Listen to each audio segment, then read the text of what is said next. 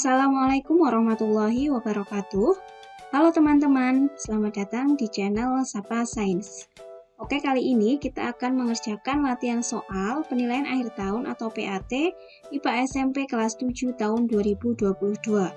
Materi yang akan diujikan pada PAT kelas 7 meliputi sistem organisasi kehidupan, makhluk hidup dan lingkungan, pencemaran lingkungan, pemanasan global, lapisan bumi dan tata surya.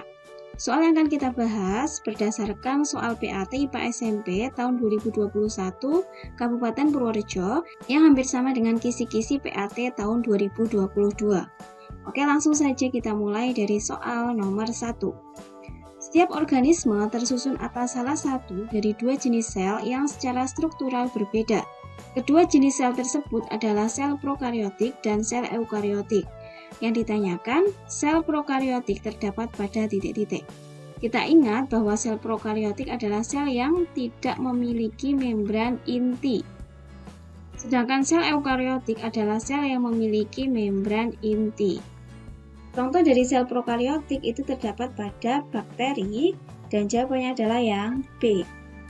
Lanjut ke soal nomor 2. Perhatikan gambar berikut, disajikan gambar penampang sel tumbuhan. Yang ditanyakan adalah organel yang ditunjuk oleh huruf P berfungsi untuk titik-titik. Oke, kita lihat gambarnya. P namanya adalah nukleus atau inti sel. Fungsinya untuk mengatur seluruh kegiatan sel. Jadi jawabannya adalah yang D. Lalu kita coba lihat pilihan jawaban yang A. Mensintesa protein itu adalah fungsi dari ribosom.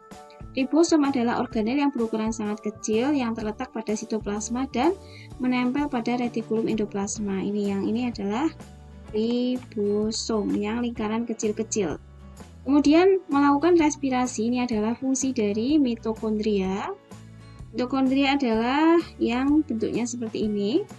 Kemudian menyimpan cadangan makanan adalah fungsi dari vakuola. Ini adalah vakuola. Oke, lanjut ke soal nomor 3. Terdapat perbedaan antara sel tumbuhan dan sel hewan. Organel yang hanya terdapat pada sel tumbuhan adalah titik-titik. Nah, jawaban yang tepat adalah yang A ya, plastida dan dinding sel. Plastida itu tempat di mana kloroplas berada, kemudian dinding sel itu dinding yang terluar dari tumbuhan. Hewan tidak punya dinding sel. Lanjut ke soal nomor 4. Cermati gambar berikut, disajikan gambar hati. Yang ditanyakan adalah gambar tersebut merupakan titik-titik. Nah, jawabannya adalah yang B ya, termasuk organ ya, organ hati. Lanjut ke soal nomor 5. Perhatikan gambar berikut. Yang ditanyakan gambar tersebut merupakan jaringan titik-titik. Jawabannya adalah jaringan otot. Ada inti selnya seperti ini namanya adalah otot polos. Lanjut ke soal nomor 6. Perhatikan tabel berikut, disajikan tabel organ dan fungsinya. Yang ditanyakan adalah pasangan yang tepat antara organ dan fungsinya yang ditunjukkan oleh nomor titik-titik. Kita lihat mulai dari nomor 1. Nomor 1, akar fungsinya untuk transportasi hasil fotosintesis. Ini salah ya. Kemudian yang batang menyerap air dan garam mineral, ini adalah fungsi dari akar, bukan batang. Nomor 3, biji melakukan perkembangbiakan, ini benar. Nomor 4, daun melakukan proses fotosintesis, ini juga benar. Jadi jawaban yang tepat adalah 3 dan 4, jawabannya adalah yang D. Lanjut ke soal nomor 6. Perhatikan berbagai organ berikut. Yang ditanyakan adalah organ penyusun sistem pencernaan adalah titik-titik. Kita cek satu-satu. Nomor 1, mulut, ini benar. Nomor 2, tenggorokan, ini salah. Tenggorokan adalah organ penyusun sistem pernafasan. Nomor 3, kerongkongan benar. Nomor 4, usus benar. Nomor 5, lambung benar. Nomor 6, paru-paru salah. Ini masuk ke sistem pernafasan. Jadi jawaban yang tepat adalah 1, 3, 4, 5. Jawabannya adalah yang C. Lanjut ke soal nomor 7. Perhatikan gambar berikut, disajikan gambar kerangka tulang manusia. Yang ditanyakan adalah sistem organ tersebut berfungsi untuk titik-titik. Kita lihat jawaban yang paling tepat adalah yang B ya, menyokong dan melindungi organ dalam. Lanjut ke soal nomor 8. Perhatikan komponen-komponen ekosistem di sawah berikut.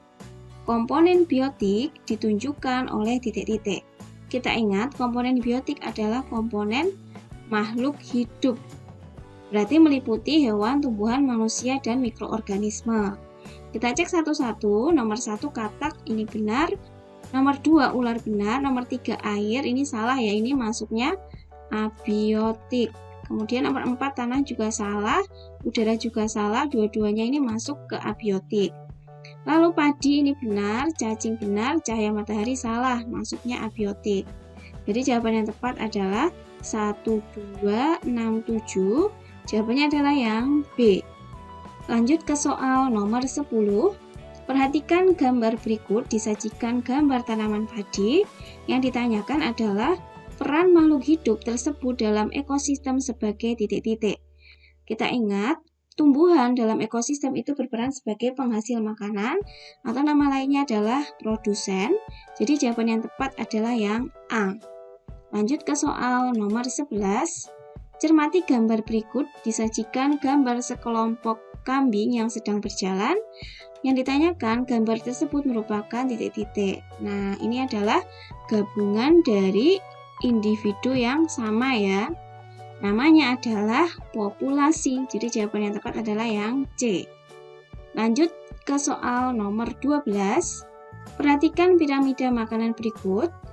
Yang ditanyakan, dalam komunitas sawah terdapat ular, tanaman padi, belalang, dan katak. Tanaman padi dan katak berturut-turut menempati posisi titik-titik.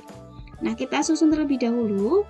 Posisi yang pertama ditempati oleh tumbuhan, berarti oleh tanaman padi.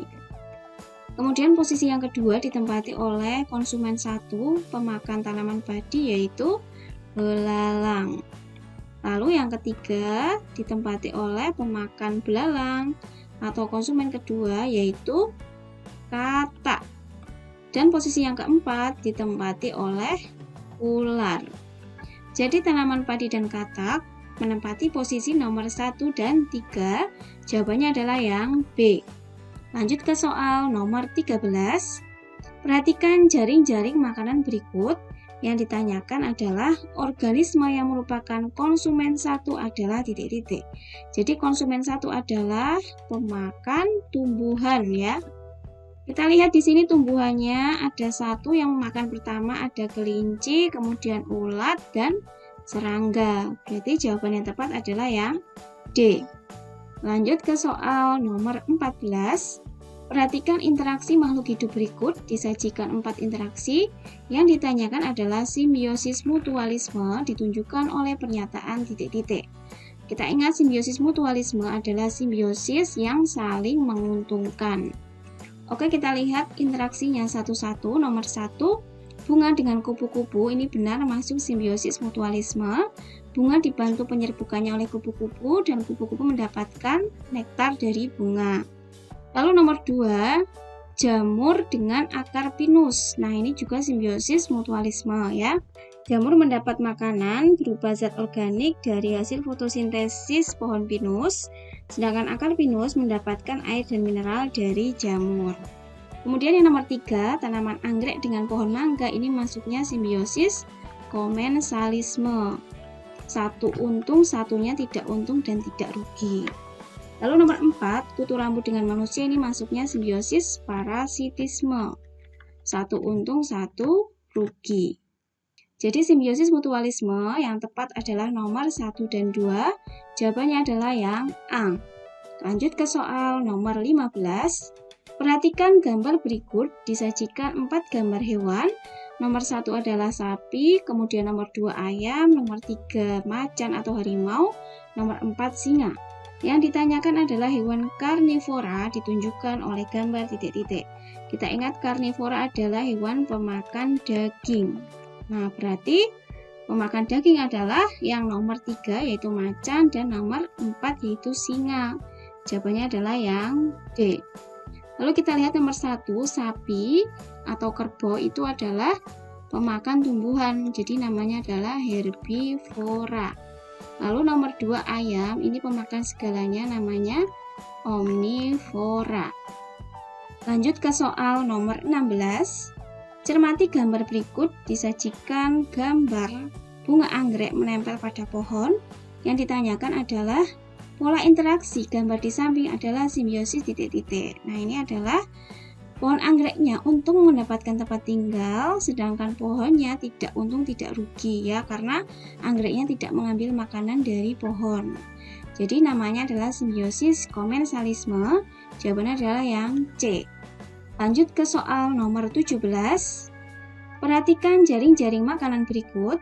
Yang ditanyakan adalah jika populasi katak menurun karena diburu, maka dampak terhadap lingkungan adalah titik-titik. Nah, kita lihat katak letaknya di sini, berarti yang akan terdampak adalah hewan yang berkaitan langsung dengan katak, yaitu belalang dan ular. Nah, belalangnya akan naik jumlahnya karena katak yang memakannya itu diburu.